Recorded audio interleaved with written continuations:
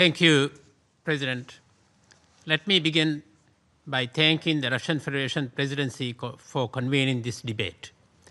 The situation in Palestine remains volatile, deeply entrenched in decades of occupation, injustice, and political failure.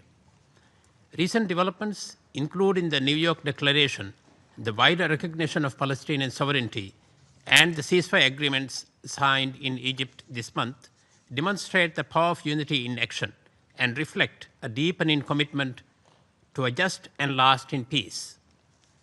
That peace, however, will come only when obligations are honored, the rights of Palestinian peoples are recognized, and the illegal occupation ends.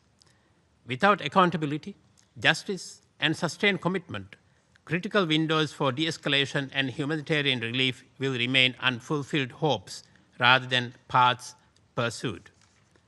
This relentless cycle of war crimes, crimes against humanity, and genocide has carved deeper wounds into Palestinian land and into the lives of its people. These are scars that generations have been forced to inherit.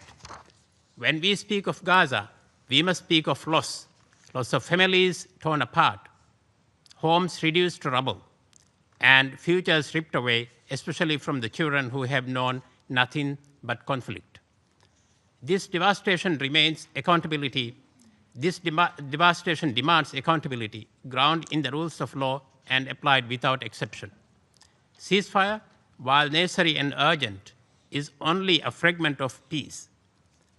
It is merely a pause on violence, not the presence of justice. This Council now faces a choice between upholding principles and surrendering to paralysis.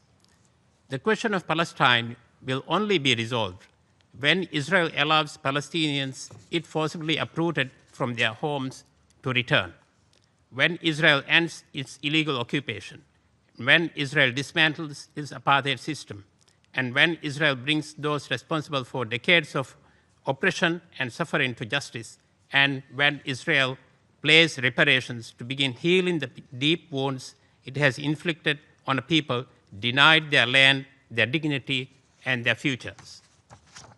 We call on the Council to grant full membership of the UN for Palestine, ensure immediate, safe, and unhindered humanitarian aid at scale to Gaza, support a transparent reconstruction mechanism, and uphold accountability by mandating impartial investigations.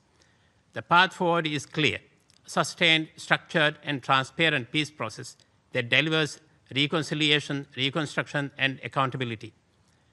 The endgame must be lasting peace, a future where sovereign Palestine lives in peace, security, and mutual respect within the internationally recognized pre-1967 borders. I thank you. Yep. I thank the representative of Maldives for his statement, and I give the floor to the representative of Italy. Thank you, Madam President.